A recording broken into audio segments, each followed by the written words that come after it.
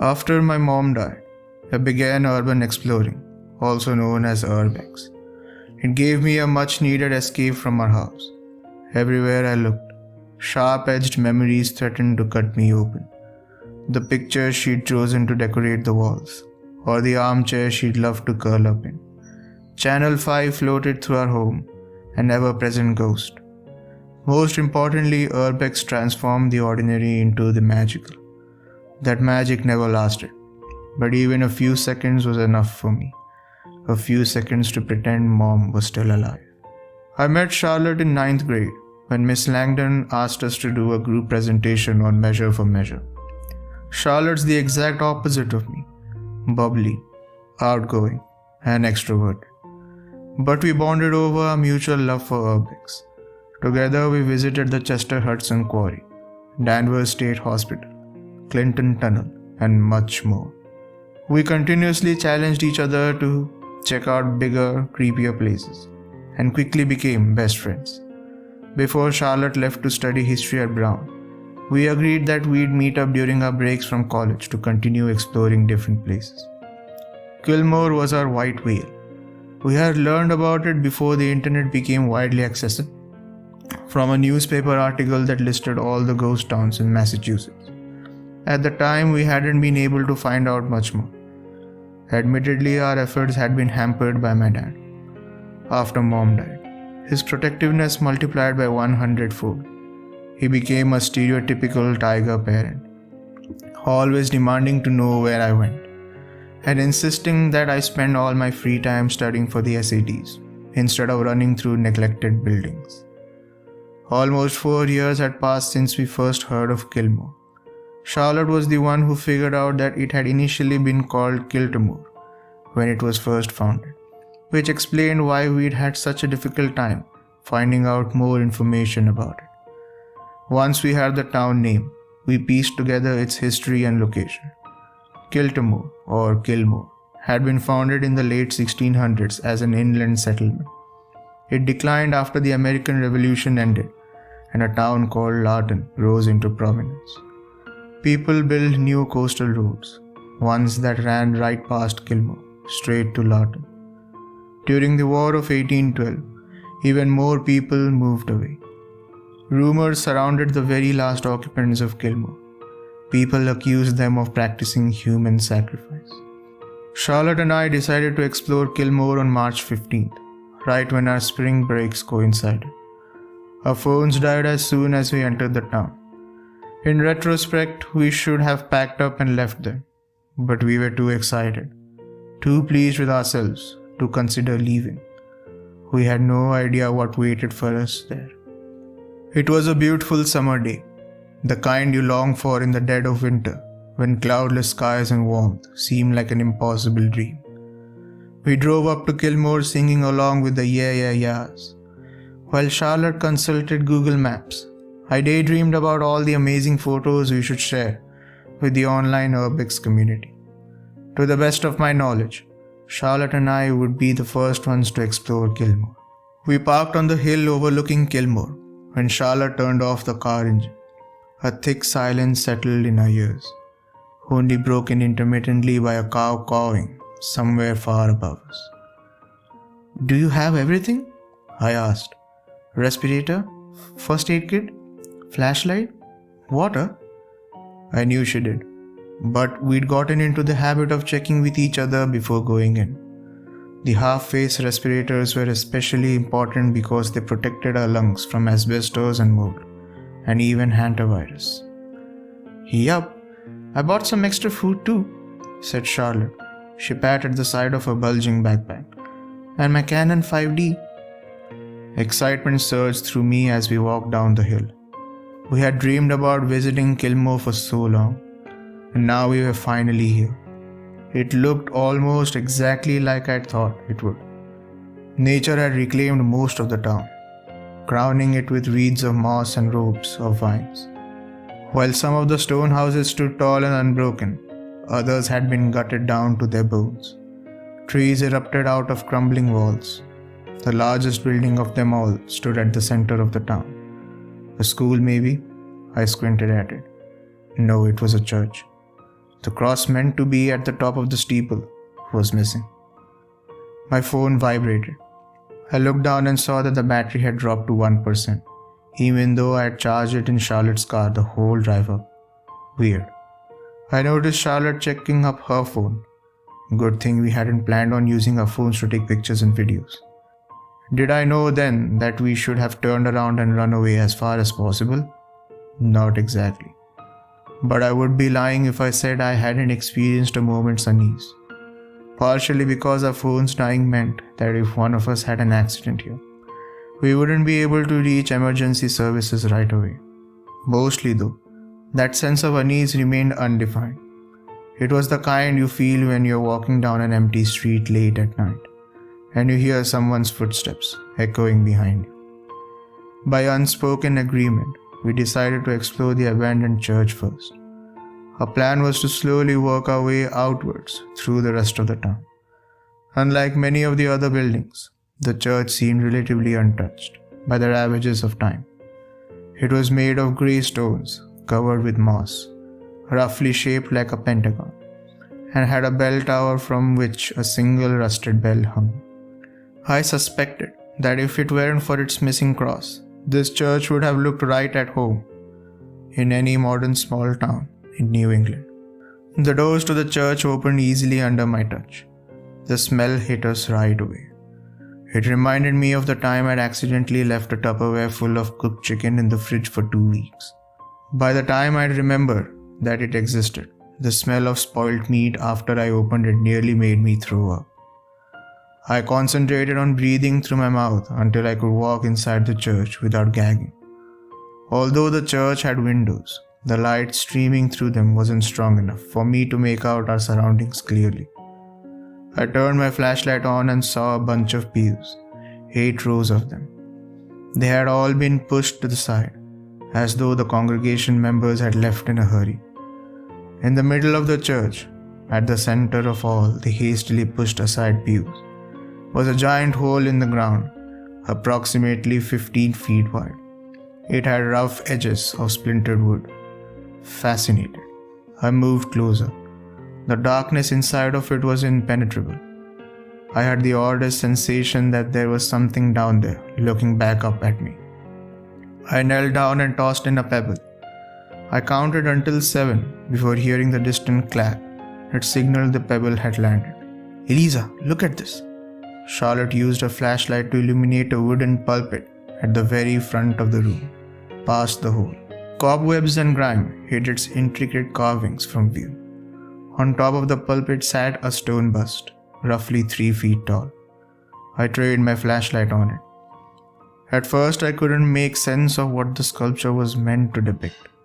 It seemed to have a human neck and face, but from its mouth upwards, its nose and eyes dissolved into numerous writhing snakes that then spiraled up into 2 twisted horns. Its mouth gaped wide open, the jaw dislocated in a soundless scream. I looked down to make sure the ground ahead of us was stable. A thick layer of dust covered everything, except I aimed the flashlight at the aisle leading to the hole and nearly forgot how to breathe. Footprints disturbed the dust. Small footprints, the footprints of children, so freshly made that they might have walked through there only seconds ago. "Someone's here. Someone's playing a prank on us." Charlotte's voice made me jump. I spun around to see her staring down at the footprints too. Her voice had been so flat and emotionless that if I hadn't been able to see the beam of her flashlight trembling wildly, I would have had said that she was completely unaffected. "Yeah," I said, trying to smile at her. "They probably thought it would be funny to scare us. Remember the time some asshole dressed up as a mannequin and put it up by the hospital entrance?" She managed a shaky laugh. "Yeah, that scared the hell out of me. Is it just me, or do you feel like barfing too?" Now that you mention it, I hadn't noticed before. Too engrossed in looking around that I didn't feel so hot. My stomach kept folding over itself, sending up waves of nausea. Sweat poured down my forehead and stung my eyes. My respirator was working. I knew it was. So why was I having such a bad physical reaction to simply being inside a building? Without warning, the ground started shaking under our feet. I froze for a second, hoping that the church wasn't about to collapse and fall onto us. "Let's go!" I shouted, hoping Charlotte could hear me. Fortunately, we seemed to be on the same page. We both backed out of the church and started running back the way we'd arrived. Less fortunately, the ground kept sending us stumbling over our own feet, and we struggled to stay upright. As abruptly as it started, the earthquake stopped, and that was when the town changed. Everything around us wavered. The buildings flickered for a moment and looked whole and intact again. People streamed out of them, people who wore old-fashioned clothes that didn't belong in the 21st century. The men wore breeches, the women woolen petticoats. Children ran around, wearing doublets or gowns. We had been transported back in time, or more accurately, the town had been transported back in time. Charlotte hissed, "This has to be a historical reenactment of some sort. They're actors." Instead of answering her, I said, "Come on, follow me." We ran around one of the houses next to the church and crouched down behind it, hopefully out of view. Right in time, the church door slammed open with a loud thud and people poured out. They had no faces. None of the townspeople had faces. No eyes, no nose, no mouth. Only a smooth, blank surface, like dolls that had come to life. But they seemed aware, capable of conscious thought. I watched as a couple of them paused in the street, tilting their heads to one side as though speaking to each other. I noticed something else too. There was a procession of townspeople headed towards the church. An elderly led the way, all three of them hunched over. One used a cane to support himself as he hobbled forward. Others followed them. Based on their height, they were most likely middle-aged adults. Teenagers brought up the very end of the procession. The church doors closed behind them. Only young children remained outside. Screams of agony filled the air. They went on, horrible and unending. Even clapping my hands over my ears didn't help. I still heard them. After a few minutes, the screams ended, and blood poured out from underneath the church doors in a thick flood, soaking into the earth. We both backed away from it rapidly, neither of us wanting to be near it. The ground rumbled underneath our feet, sending us sprawling again. All the children outside the church keened in distress, dropping to their knees and holding their arms into the air as though they were praying. I looked at their tearless, blank faces, my skin crawling with revulsion. How could they cry or scream without any mouths? I needed to be back in the car, safely behind the wheels, and preferably driving away, far away from here. There was something very wrong with Kilmoure, and I didn't plan on sticking around to see more. "Let's try to make it back to the car." I pointed at the surrounding woods. "Through there." I tore off my respirator. There seemed to be no point in keeping it on. Cautiously, slowly, we shuffled through the woods, ducking behind trees whenever possible. But right as we reached the bottom of the hill, between one blink and the next, we were somehow transported back to the house we'd been hiding behind. Disoriented, I stepped forward and collided straight into Charlotte. Her dark brown hair was plastered to her face in sweaty strings. Above the respirator, her eyes showed the same confusion I felt. What the hell was going on? I thought to myself. This time, I didn't bother trying to be stealthy or quiet. Instead, I simply ran for it, leaping over fallen logs and ducking under low-hanging tree branches. I was certain that I'd be able to leave if I just ran fast enough. I knew I was just moving forward. I had to be. But my feet stopped, leading me towards the hill on which our cars were parked. Or maybe the path itself changed underneath me. Instead of running away, I ran back towards the house where Charlotte stood. We couldn't leave. I pushed away that realization the way you'd push away some stranger intruding on your personal space. I didn't want to think through what that meant. Maybe we can ask the kids for help. I instinctively knew that we did not want to draw their attention. No, Charlotte, don't!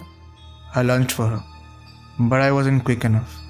She walked out onto the street, everything about her wildly out of place, from the clothes she was wearing to the backpack she held at her side. The children didn't notice her. Hope swept through me. They had no eyes. Maybe they couldn't see her at all.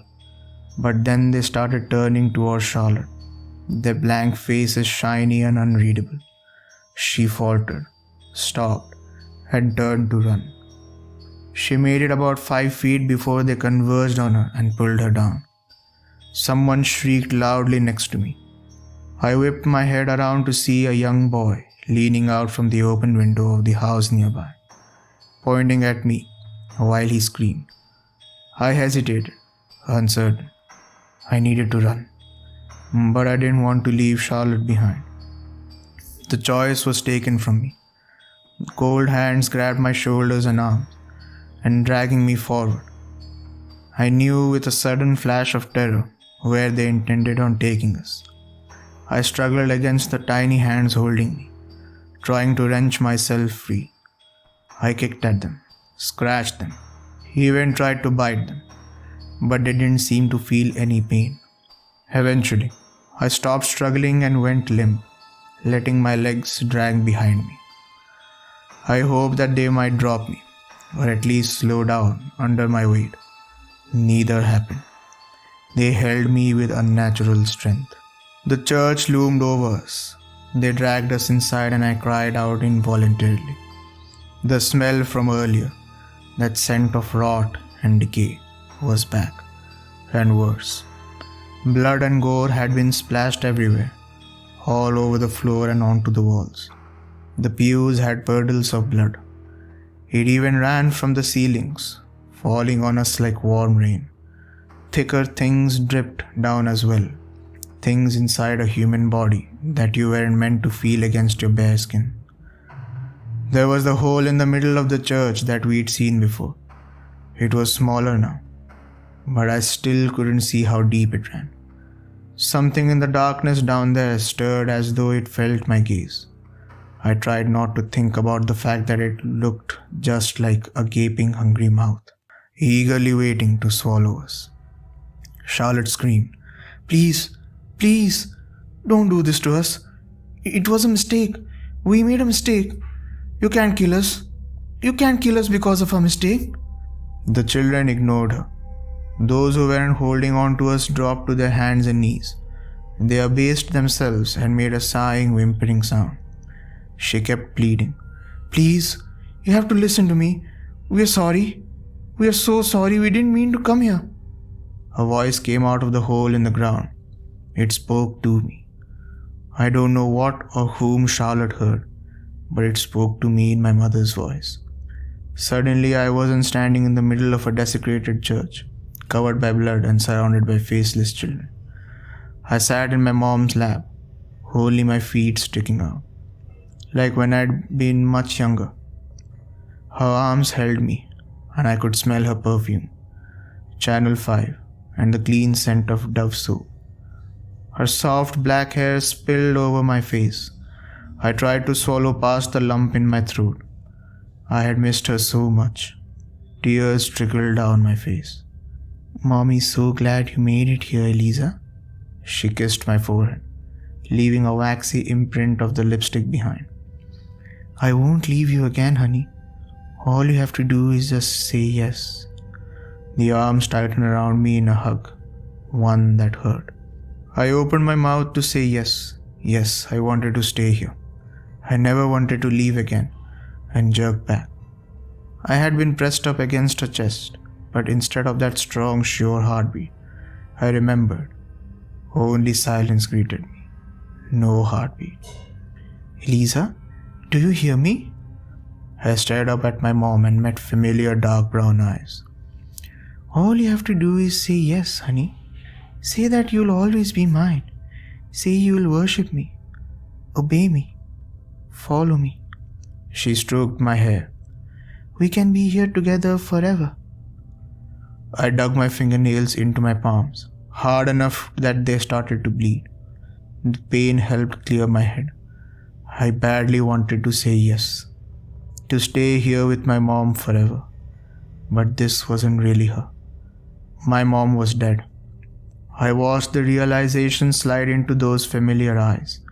The realization that I knew it was just pretending to be my mom.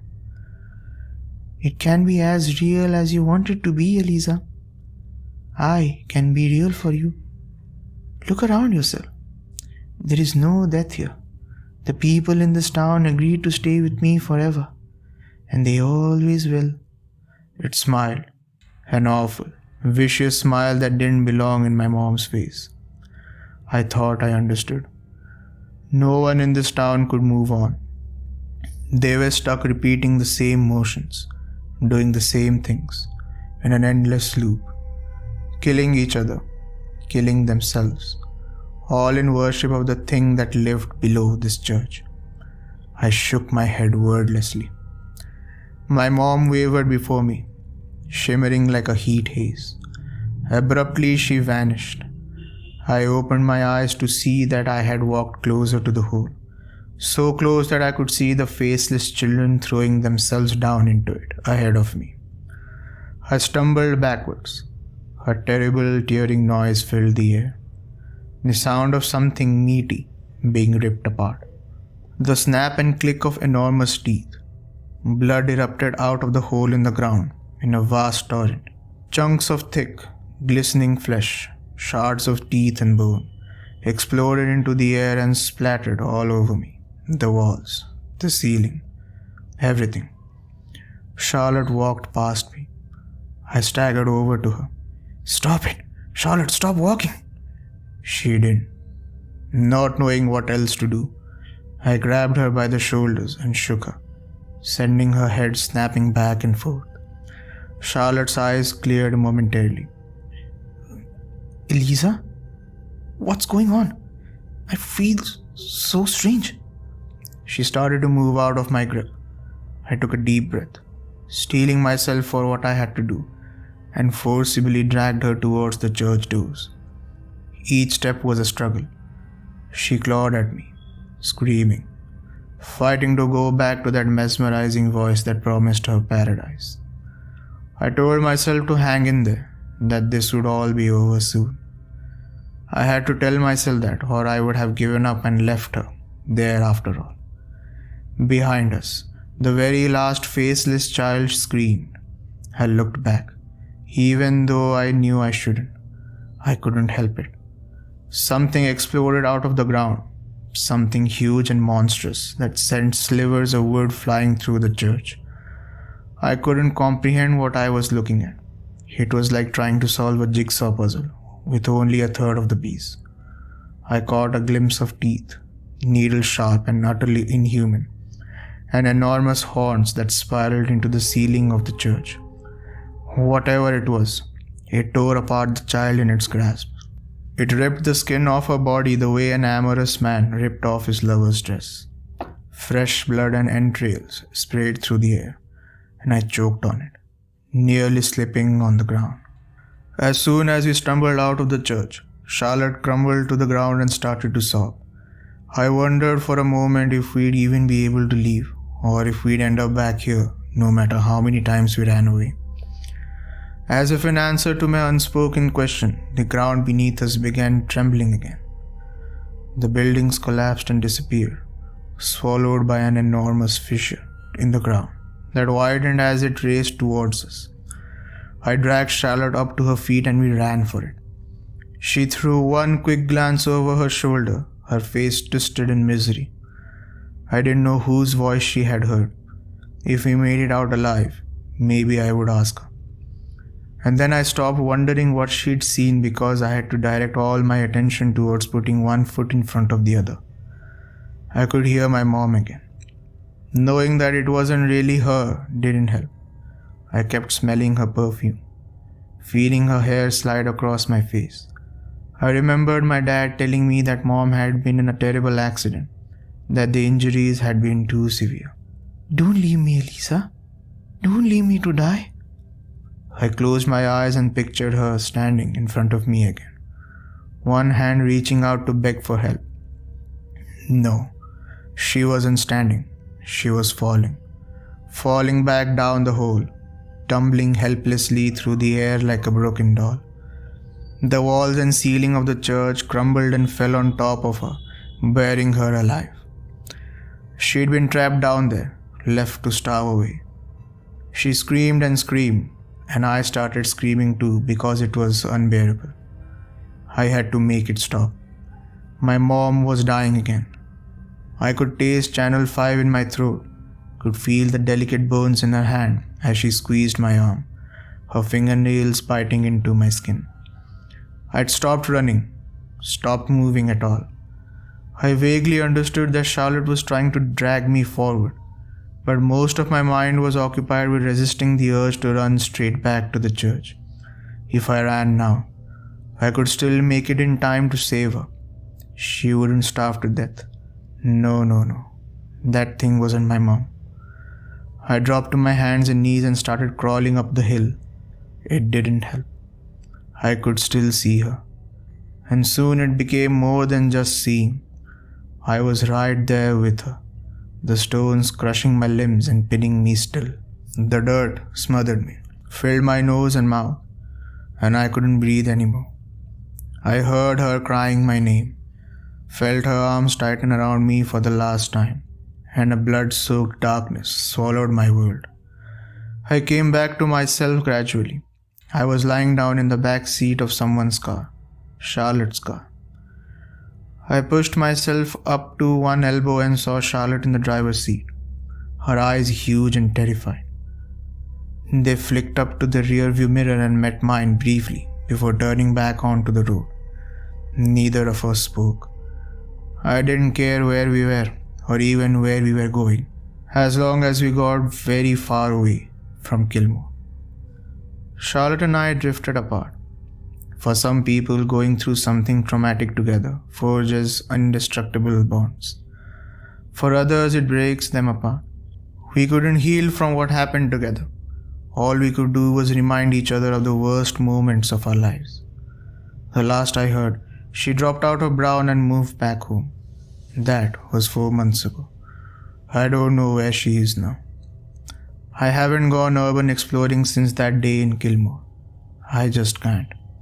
Every time I step into an unlit building, now, even my own apartment, I remember standing in that church and seeing blood spurting out of the hole. My chest seizes up and I can't breathe. Not until I turn on all the lights. Worse than that though, I dream of my mom almost every single night. Not as she was alive, but as I saw her in Kilmoure, buried under mounds of broken stones and pieces of wood and dirt, trapped and slowly dying, begging me to save her. I reach out to help her, to pull her up, and realize too late that she doesn't have a face anymore.